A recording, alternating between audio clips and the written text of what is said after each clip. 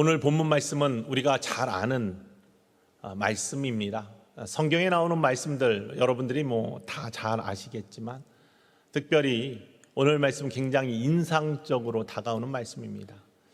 이방의 한 여인이 이방 지역을 갔던 예수님을 만나서 흉악하게 귀신 들린 딸의 문제를 가지고 예수님 앞에 나왔는데 예수님께서 박대하시고 또한 외면하시는 것 같은 모습 속에서 끝까지 예수님께 믿음으로 나아가 슬픈 마음이 기쁜 마음으로 회복되는 회복의 놀라운 은혜를 만났던 한 여인의 모습을 담고 있는 사건이죠. 특별히 주인의 상에 있는 떡을 개들에게 던짐이 마땅치 아니하다는 예수님의 말씀에 주인의 상에 있는 그러한 부스러기 자녀들이 먹어야 될 것이지만 밑에 있는 개들도 그 부스러기는 좀 먹지 않겠느냐라고 오히려 예수님께 대답함으로 말미암아 그 믿음을 칭찬들었던 한 여인의 모습입니다. 이 말씀을 통해서 우리가 이러한 어려운 시대를 살아가는 슬픈 마음을 갖기 쉬운 어려운 상황 속에 놓여 있는 우리의 삶 속에서 우리는 어떤 믿음의 삶을 살아가야 되는지, 어떤 믿음이 우리에게 필요한지 다시 한번 하나님 말씀을 통해서 우리의 심령 속에 굳건한 믿음과 확실한 믿음과 예수님을 향한 믿음의 고백들이 굳건하게 자리하는 축복의 시간이 되기를 주님의 이름으로 간절히 소망합니다. 에드워드 사이더라는 그러한 학자가 있습니다. 이분은 하버드 교수였는데 비교 문학가이기도 하고요. 서구의 아시아에 대한 시각이 서구 사람들이 이제 동양이라고 불리는 오리엔탈이라는 그런 말 자체가 서구인들이 아시아를 바라보는 시각이 제국주의적인 편견에 입각해 있다라는 그런 주장을 담은 그걸 분석한 오리엔탈리즘이라는 책을 써서 세계적으로 유명해진 그러한 사람입니다. 이 사이더라는 에드워드 사이더가 쓴 책 중에 The World, The Text and the Critic 이라는 책이 있습니다. 이 책에 보면은 이 나라에 비교를 해가지고 세계관을 이렇게 정리한 부분이 나옵니다. 여린 마음의 사람들은 그 자기가 살고 있는 그러한 조국이 달콤하다, 내 나라가 아주 달콤하다 이렇게 느끼고 있는 사람들은 아주 여린 마음의 영혼을 갖고 있는 사람이다. 어디를 가든지 그곳이 내 조국처럼 느껴지는 사람은 강한 영혼을 갖고 있는 사람이다. 그런데 어느 곳에 갔다 놓아도 그곳이 낯설게 느껴지는 사람은 완성된 영혼의 사람이다. 이렇게 이야기를 합니다. 엉뚱한 이야기 같고 굉장히 힘든 이야기 같은데 사실은 살펴보면 아주 간단한 이야기입니다. 여린 영혼의 사람, 그 마음이 생각이 초보적인 사람들은 어떤 생각을 품고 사냐면 자기가 살고 있는 그 세상 자체에 안주하면서 살고 있는 사람들, 이 세계를 떠나지 않고 이 안에서 편안함을 느끼고자 하는 사람들이 그런 사람들이라는 겁니다. 엄마의 품속에 있는 아기가 엄마 품을 떠나면 불안해하고 엄마가 눈에서 사라지면 금방 우는 것처럼 그 품 안에서만 사는 것을 원하는 삶. 근데 거기에는 성장이 없죠. 성장하면 엄마 품도 떠나고 새로운 세계에 적응도 해야 되고 그러는데 그런 거 없이 그 세계, 자기가 아는 세계에서만 안주하고자 하는 삶, 이게 가장 여린 마음의 초보적인 영혼이라고 설명을 하는 거죠.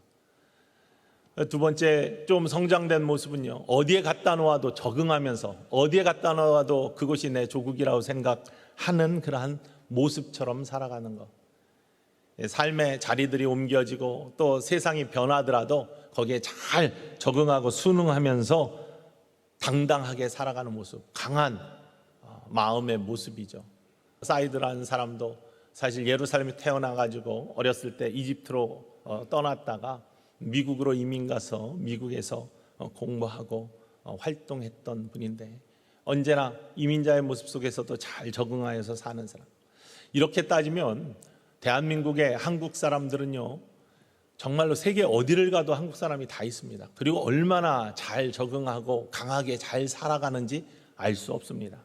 세계 어떤 민족과도 뒤처지지 않게 정말 어디를 갖다 놓아도 살아남고, 그냥 살아남는 것이 아니라 잘 살아가는 모습을 담고 있습니다.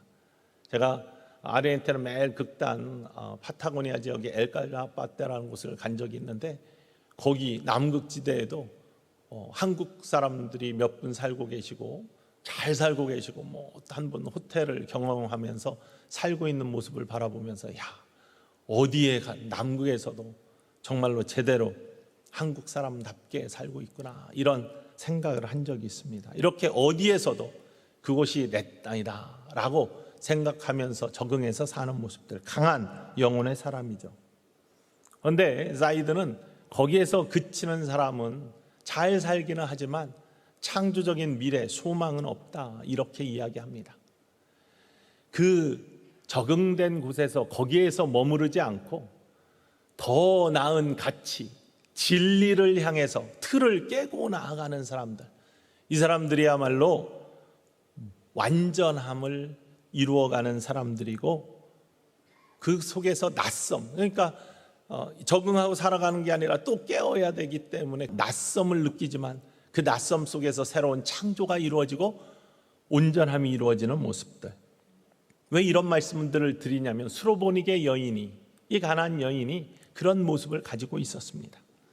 이 여인은요, 성경에 오늘 마태복음 15장을 본문으로 삼았지만 평행 본문은 마가복음 7장입니다. 평행 본문이라 하면 복음서가 4개인데 복음서에, 다른 복음서에 같이 나와 있는, 같이 등장하는 그러한 이야기를 평행 본문이라고 합니다.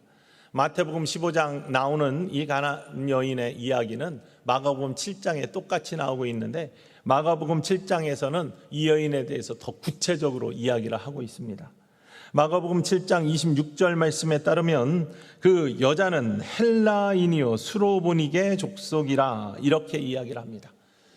원래 핏줄은 헬라 사람입니다. 그런데 수로보니게 족속이라고 합니다. 지도에서 볼 수 있는 것처럼 수로보니게 여인이라는 것은 수리아 지방에 살고 있는 베니게 민족이라는 뜻입니다. 히랍의 혈통을 갖고 있는데 이방 땅에서 정착하여 살고 있는 이주민들입니다. 원래 가나안 민족의 팔레스타인 북쪽에 있는 그 지역의 사람들이 아니라 이주해서 정착하고 있는 사람들이라는 거예요. 거기서 잘 적응하고 살았습니다. 강하게 살아남은 사람들입니다. 그렇지만 다른 곳에 살아남기 위해서 많은 것들을 참고 견뎌야 했던 그러한 힘든 고난이 있었던 것을 짐작해 볼 수 있고, 그 마음에 있었던 슬픔들도 기억해 볼 수 있습니다. 또한 이 여인에게는 문제가 있었는데, 딸이 흉악하게 귀신 들렸다, 이렇게 성경 본문에서 이야기합니다. 딸이 그냥 작은 문제만 있어도, 자녀가 작은 문제만 있어도 얼마나 마음이 아프고 힘듭니까? 그런데 딸이 흉악하게 귀신이 들렸다. 그 흉악하게 귀신 들린 딸을 데리고 그래도 참으며 견디며 꿋꿋하게 삶을 살아갔던 것이 이 여인의 모습입니다. 그러니 그저 연약한 여인은 아닙니다. 강건한 여인입니다. 그리고 가만히 있고 숨어 지낸 여인이 아닙니다. 예수님이 오셨대 뛰쳐나와서 예수님께 나갔던 여인이기 때문입니다. 이 여인은 그러나 자기의 삶에 적응하면서 운명에 맡겨 살거나 팔자에 맡겨 사는 것이 아니, 틀 안에 갇혀 사는 사람이 아니었습니다. 진리의 왕이시고 회복의 권능의 왕이신 예수님이 나타났다는 소식이 들었을 때 자기가 갖고 있던 적응된 팔자의 틀에 얽매이지 않고 새로운 소망을 보고 그 틀을 깨기 위해서 나갔던 그러한 믿음의 여인이 바로 이 수로보니게 여인입니다. 예수님은 어떻습니까? 예수님은 왜 두로와 시돈 지방으로 가셨을까요? 원래 예수님은 갈릴리 지역에서 활동을 하셨습니다. 예루살렘에 올라가셨지만 주로 갈릴리 지역에서 활동하시고 이방 지역에는 잘 안 가셨습니다. 근데 가끔 이방 지역을 가셨죠. 기도하러 가시기도 하고 피해 가시기도 했습니다.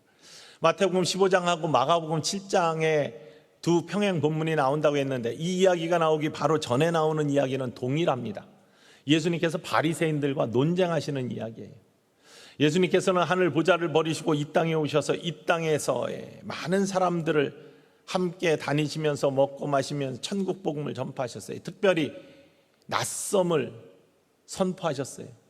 이 땅의 사람들은 그냥 편안하게 살기를 원했어요. 특별히 바리새인들과 유대 지도자들은 자기들의 틀 안에서 그냥 편하게 지내기를, 율법과 장로들의 유전을 지키면서 우리가 하고 있는 그 안에서 그냥 지내기를 원하는데, 예수님은 거기에 대해서 계속 도전하셨습니다. 하나님 나라의 진리를 선포하셨어요. 새 계명을 준다고 하셨습니다. 모세는 이렇게 했지만 나는 너에게 이렇게 명하노니 새 계명을 너에게 준다 하면서 하늘의 진리, 새로운 가치를 도전하셨습니다. 그러니 틀 안에 있기를 원하는 바리새인들은 싫었어요. 듣기가 싫었습니다. 그래서 예수님과 자주 논쟁하고 안식일을 어겼다라고 와가지고 시비하고, 특별히 오늘 본문 말씀 나오기 전에는 뭐라고 말하냐면 장로들의 유전을 가지고 시비합니다. 사람이 더러워지는 것, 먹기 전에 손을 씻어야 되는 것이 장로들의 유전입니다. 손을 씻지 아니하면 사람을 더럽게 한다, 이렇게 믿었기 때문입니다. 그런데 예수님 제자들이 손을 씻지 않고 음식을 먹었네요. 그걸 바리새인들이 봤습니다. 예수님께 와서 따집니다. 당신의 제자들은 왜 우리들의 유전, 장로들의 유전을 지키지 않습니까? 사람을 더럽게 하는 겁니다. 사람은 정결해야죠 라고 하면서 따집니다. 이때 예수님께서 말씀하시죠. 사람을 더럽게 하는 것은 씻지 않는 손이 아니라 그들의 마음이다. 마음에서 나오는 것이 사람을 더럽게 한다. 악한 생각, 살인, 간음, 비방, 이러한 것들이 사람을 더럽게 하는 것이지 씻지 않고 먹는 것이 사람을 더럽게 하는 것이 아니다. 많은 사람들은 파도를 보며 두려워하는데 사실은 파도를 일으키는 그러한 바람을 바라봐라 라고 예수님께서는 말씀하세요. 그러니까 틀 안에, 어머니 품 안에서 안주하려고 했던 바리새인들에게는 이것이 큰 도전이었고, 항상 예수님을 시게 하고 몰아내기 위한 부릅뜬 눈이 되게 한 그러한 모습이었습니다. 예수님이 여기에 지치셨어요. 그래서 제자들에게, 야, 우리 여기 좀 떠나자. 두로와 시돈 지방, 이방 지역으로 가가지고 아무도 모르는 데 가가지고 좀 시간을 보내자, 기도도 하자 하면서 그곳을 벗어나셨어요. 그런데 그렇게 쉬고자 벗어나신 그곳에서 아무도 모르게 했다라고 마가복음 7장 24절 말씀에서 아무도 모르는 곳에서 있기를 원하셨는데 아무도 모르지 않았어요. 예수님이 가는 곳마다 예수님은 드러나십니다. 진리는 드러나고요, 능력은 드러나고요, 영광은 드러나게 되어 있습니다.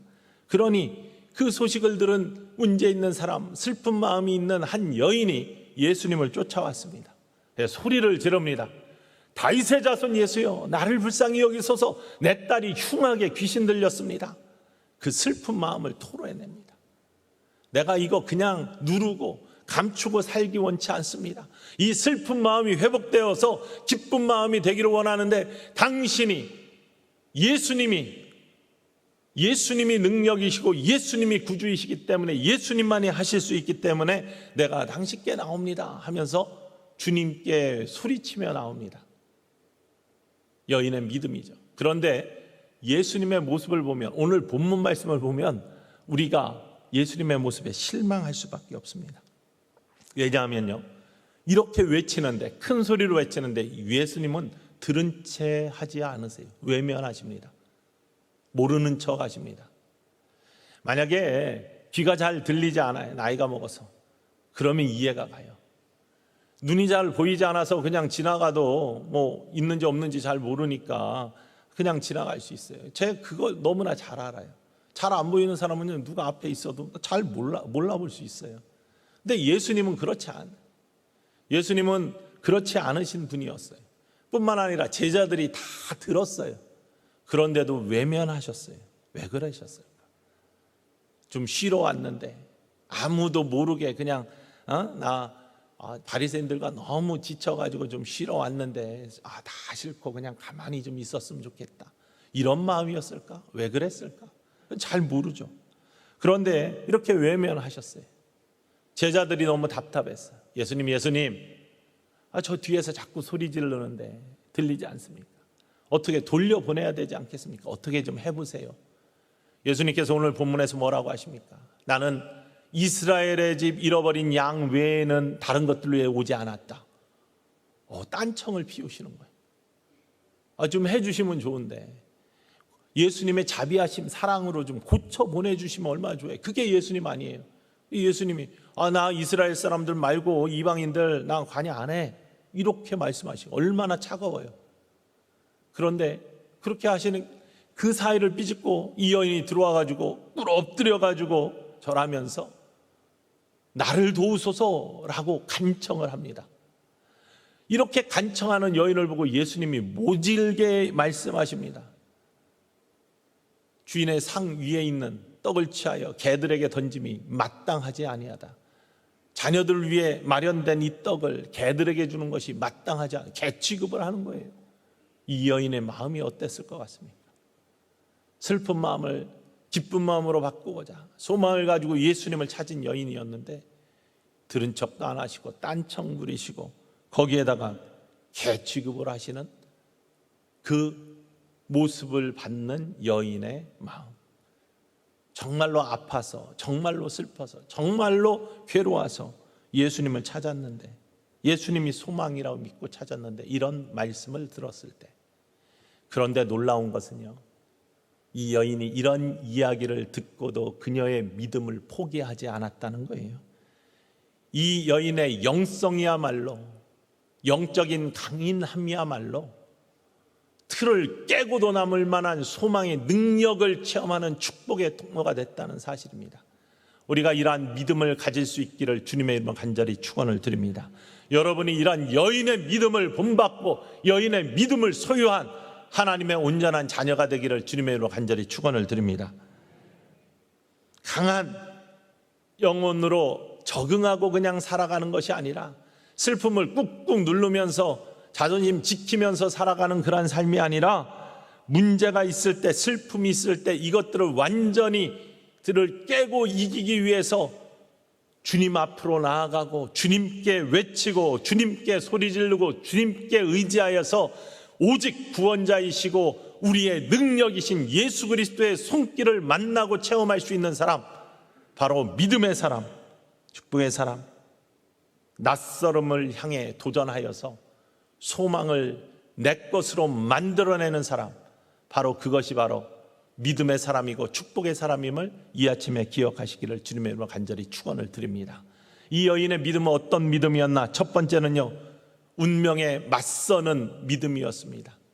내가 할 수 없다, 이런 거는 내 운명이다, 내 팔자다 라고 하면서 그 운명과 팔자에 적응하며 사는 삶이 아니었습니다. 내가 이 땅에서 이렇게 살아가는 거 주어졌으니까 그냥 살아야지. 내 딸이 귀신 흉하게 들렸어, 이거 어쩔 수 없는 일이야, 못 고치는 거잖아, 그러니까 할 수 없어, 그냥 적응하고 살아야지. 받아들이고, 그래, 그러니까 자존심 지키며 남들에게 떳떳해 보이려고 속에 썩어 있지만, 속은 슬프지만, 속은 문제가 많지만 잘 포장해서 덮고서 그냥 적응하며 살아가자, 이런 삶이 아니라는 거예요. 맞서는 삶, 운명과 맞서는 삶, 바로 믿음으로 말미암아 새롭게 하시는 하나님의 은혜를 분명하게 믿고 그 길로 나아가는 삶이 이 여인의 믿음이었습니다. 운명과 맞서는 삶. 하나님의 능력은요, 운명과 맞서는 사람에게 주어짐을 믿으시기를 주님의 이름으로 축원을 드립니다. 내가 이래, 그냥 내 삶은 이것밖에 안 돼, 스스로 포기하고 스스로를 약하게 만드는 삶이 아니에요. 팔자는 그냥 놔두면 팔자 그대로 된다고 그러죠. 팔자는 무엇인가 더해질 때 고쳐진다고 그럽니다. 팔자에 1자를 더하면 18이 되고 2자를 더하면 28이 되고 3자를 더하면 38이 되고 다 뭔가를 더하면 바뀌는 팔자가 되는데, 그냥 놔두면 그냥 팔자라고 그러잖아요. 팔자 타령하지 아니하고 운명 타령하지 아니하고 어떠한 상황이 나에게 주어져도 그냥 적응하며 살아가는 것이 아니라 그 삶을 극복하고 이겨갈 수 있는 새로운 소망을 꿈꾸며 틀을 깨는 모든 모습은 바로 성령이 함께 하시는 능력과 하나님이 주시는 소망 가운데 이루어짐을 믿으며 예수님 십자가 붙들고 끝까지 주님의 믿음의 길을 나아가는 사람, 이 사람들이야말로 운명을 거슬려 승리의 삶을 살 수 있는 축복의 사람임을 믿으시기를 주님의 이름으로 축원을 드립니다. 야곱을 보십시오. 내 인생 이대로 끝나는 거 아니야 하면서 운명과 맞짱을 떴어요. 맞서 싸웠어요. 하나님의 은혜를 계속 간구했습니다. 형과의 만남을 앞두고 내 인생 이거 그대로 이 운명 이거 잘 형과의 뇌물 주고서 아니면 잘 달래서 이게 아니야. 하나님 나를 축복하지 아니하시면 안 됩니다. 얍곡강에서 하나님의 사자 씨름하면서 하나님께 나의 이러한 운명 같은 삶 팔자 이거 내가 하나님의 축복으로 깨어지기를 원합니다. 온전케 되기를 원합니다. 이런 간절한 마음과 믿음에 있는 사람에게 하나님께서는 반드시 승리하고도 남을 만한 놀라운 은총을 부어주신다는 사실을 기억하시기를 주님의 이름으로 간절히 축원을 드립니다. 두 번째, 이 여인의 믿음은 회복을 위해서 자존심을 내버렸어요. 외친이 무시하셨어요.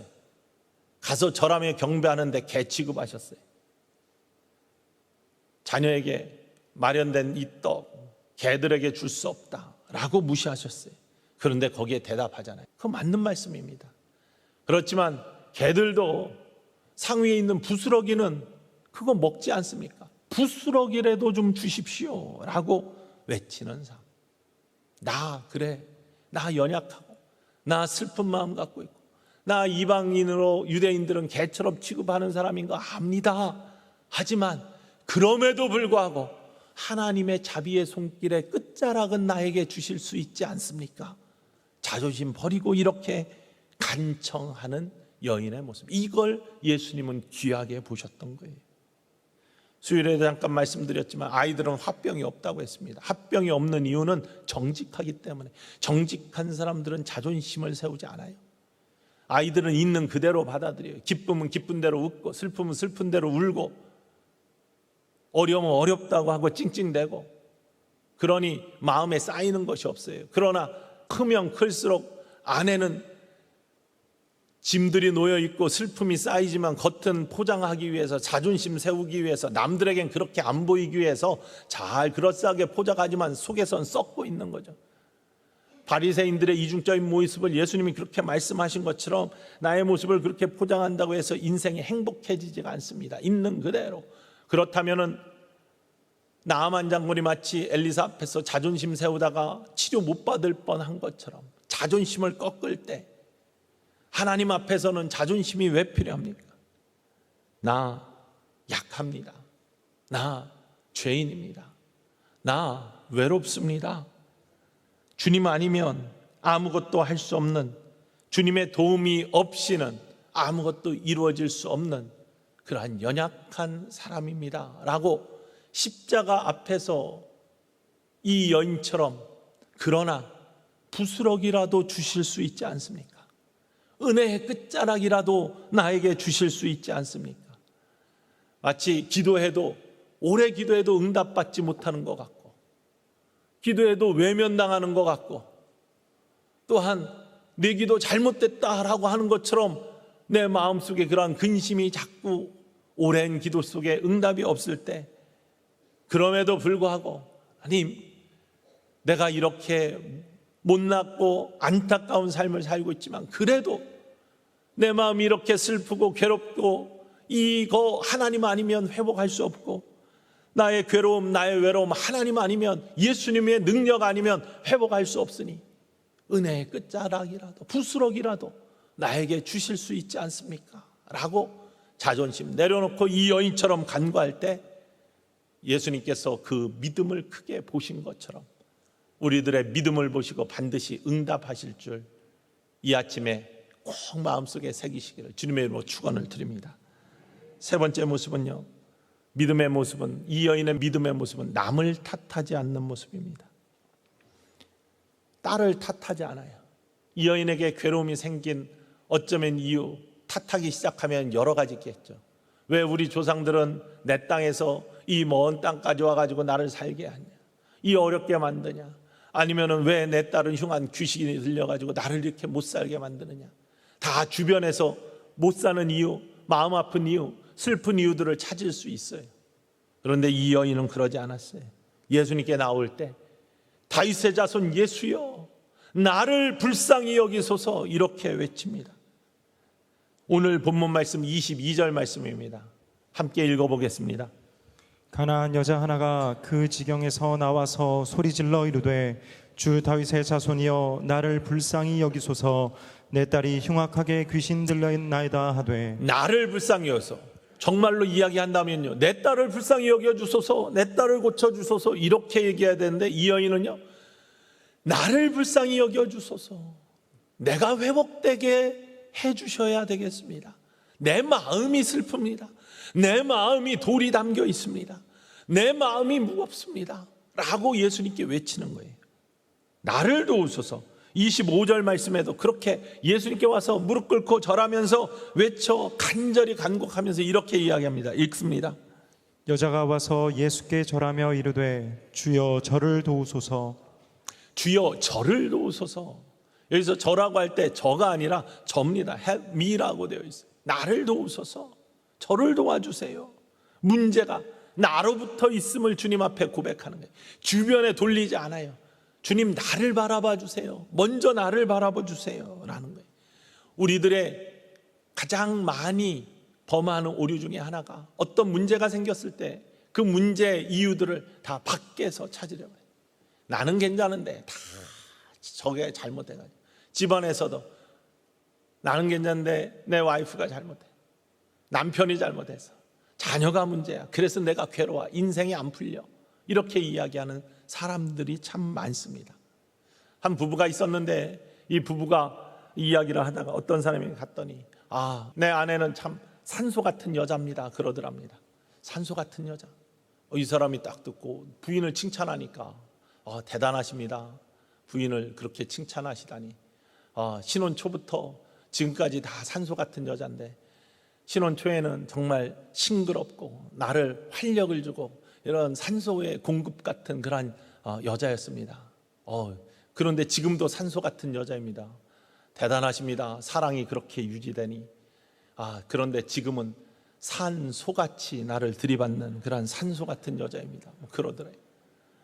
그러니까 부인이 듣고 있다가 우리 남편은요 정말 태양 같은 남자예요. 어떻게 태양 같습니까? 신혼 초에는 저를 빛나게 해주었습니다. 대단하십니다. 지금도 태양 같은 남자입니다. 어떻게 지금까지 사랑이 그냥 계속되고 대단하십니다 했더니 지금은 눈 뜨고 볼 수가 없는 태양 같은 남자입니다. 서로에게 자기가 불행한 것들에 대해서 전가하는, 한 가정사역을 하는 목사님이 가정사역 세미나 하다가 결혼이 무엇입니까? 라고 물었더니 앞에 있는 사람이 결혼은 무덤입니다 그러더래요. 그러니까 이 목사님이 듣고 있다 참을 수가 없어 그랬답니다. 그래요, 결혼 무덤이라고 생각하시는 분은 그 집에 결혼이 무덤이니 가정이 무덤이니 귀신들이 드글드글 하겠네요. 밤에는 게임만 하고 낮에는 잠만 자고 말 안 듣는 귀신들, 자녀 귀신들이 무덤인 집에 그렇게 많은 이유입니다. 본인이 가정을 무덤이라고 생각하니까 자녀들이 귀신이 되어버리는 것이고 가정이 불행해지는 거라고 이야기를 하는 거죠. 뭔가의 불행의 이유를 자꾸 다른 데서 찾고 자기 자신을 돌아보지 않는 것. 그러나 이 여인은요, 딸 때문에 내가 불행합니다, 내가 슬픕니다 이렇게 이야기하지 않아요. 예수님께 나올 때 예수님, 내 안에 있는 슬픔, 나의 문제, 이거부터. 르에미야가 예루살렘의 회파의 소식을 들었을 때 다른 거 다 저희가 회개하면서 주님 저를 용서하소서 라고부터, 나로부터 시작했을 때 놀라운 역사가 일어난 것처럼 믿음의 사람들은 자기를 돌아보는 것을 먼저 하는 사람임을 기억하시기를 주님의 이름으로 축원을 드립니다. 다른 데서 이유를 찾는 것이 아니에요. 나로부터 문제를 바라보고 나의 죄악을 먼저 바라보고 십자가의 앞에 나를 먼저 내려놓는 사람들. 그렇기 때문에 이러한 믿음의 사람들의 모습, 이 여인의 모습은요, 남을 탓하지 않고 자기의 문제를 주님 앞으로 가져온 사람. 바로 이러한 믿음이 저와 여러분의 믿음이 되기를 주님의 이름으로 간절히 축원을 드립니다. 그리고 마지막으로 이 여인의 믿음은요, 다른 믿음이 아니라 포기하지 않는 믿음입니다. 예수님이 외면했어요. 딴청 부리셨어요. 개 취급을 하셨어요. 이러한 가운데서도 끝까지 포기하지 않아요. 주님밖에 답이 없습니다. 우리의 인생의 문제에 답은 다른 곳에 있지 않습니다. 영원한 생명과 이 땅에서의 모든 슬픈 문제들을 이기게 하시고 기쁨 주시는 기쁨의 근원은 우리 구주 예수 그리스도 한 분만임을 고백할 수 있는 저와 여러분 되기를 주님의 이름으로 축원을 드립니다. 사망에서 생명으로 건져주시는 분이 우리 구주 예수 그리스도 한 분뿐임을 고백하기를 주님의 이름으로 축원을 드립니다. 십자가의 보혈의 능력이 없이는 우리의 죄가 사라지지 않는다는 것을 고백하는 우리 모두가 되기를 주님의 이름으로 축원을 드립니다. 내 인생이 아무리 잘 나가고 있어도 내 속에 있는 슬픔과 외로움과 괴로움과 짐들은 우리 구주 예수 그리스도의 놀라운 능력과 이름만이 해결할 수 있음을 고백하는 주님의 자녀들 되기를 주님의 이름으로 간절히 축원을 드립니다. 바로 이 믿음 가지고 포기하지 않고 끝까지 나아가는 사람들. 요셉 보십시오. 그의 상황이 어떠하든지 하나님과 함께 하심, 하나님이 동행하심, 이거 끝까지 포기하지 않고 잡고 나아갔을 때 하나님이 회복시켜 주시는 놀라운 능력을 만나게 됩니다. 길어지면, 고통이 길어지면, 어둠이 길어지면 많은 사람들이 그냥 적응하고 살자, 그냥 그냥 꾹꾹 누르고 살자, 아픔 이런 거 좀 누르고 살자, 이렇게 적응하게 되어 있습니다. 코로나가 길어집니다. 그래 뭐 이렇게 적당하게 이렇게 신앙생활 하면서 살아가는 것도 괜찮은 것 같아 하면서 적응하면서 살아갑니다. 병이 길어지잖아요. 그러면은 그래 뭐 병 어떻게 주님한테 간구했는데도 대답이 없는 것 같아. 뭐 갖고 살라고 주신 것 같아. 이렇게 그냥 포기하고 중간에 적응하면서 살려고 합니다. 경제 문제 나오면 회복을 꿈꾸고 기도하다가 답이 늦어지면 그냥 그런가 보다, 그냥 적당히 살아가야 되겠다 라고 하면서, 아니면은 세상과 타협하거나 불의와 타협하면서 적당히 살아가야 되겠다 이렇게 하기가 쉽습니다. 하지만 이 여인의 믿음은 그거 아니에요. 오직 예수 한 분 바라보고 예수님이 나에게 어떻게 하던, 외면하던, 박대하던, 개취급하던 예수 한 분 아니면 안 됩니다 라고 끝까지 포기하지 않고 그 자리를 떠나지 아니하고 그것을 지켰을 때 예수님께서는 내 믿음이 크다, 딸이 그 시로 온전케 되는 회복의 역사, 슬픈 마음이 기쁜 마음으로 바뀌는 회복과 축복의 역사가 나타났다는 사실을 이 아침에 기억하시길 주님의 이름으로 간절히 축원을 드립니다. 여러분, 우리의 틀을 뛰어넘는 놀라운 일들은 믿음 아니고서는 이루어질 수 없습니다. 기도의 자리를 지키고 포기하지 않는 인생 되시기를 주님의 이름으로 축원을 드립니다. 찬양의 입술을 포기하지 않는 인생 되시기를 주님의 이름으로 축원을 드립니다. 예수의 이름을 포기하지 않는 그 믿음을 끝까지 지키시는 하나님의 자녀들 되시기를 주님의 이름으로 간절히 축원을 드립니다. 슬픈 마음이 있는 자, 몸과 마음 병든 자, 안에 답답함이 있는 자, 예수님 이름 부르시오. 그 능력의 이름, 그 구원의 이름 끝까지 주님 쫓아가며 자존심 버리고 오직 우리 구주 예수님만이 나의 인생의 주인이심을 고백하고 능력이심을 고백하며 소망이심을 고백하는 사람들에게 오늘 이 시간 여러분들의 문제가 내 딸이 온전하여졌다라는 음성 듣고 여러분 심령의 기쁨이 회복되는 축복의 날이 되시기를 주님의 이름으로 간절히 축원을 드립니다.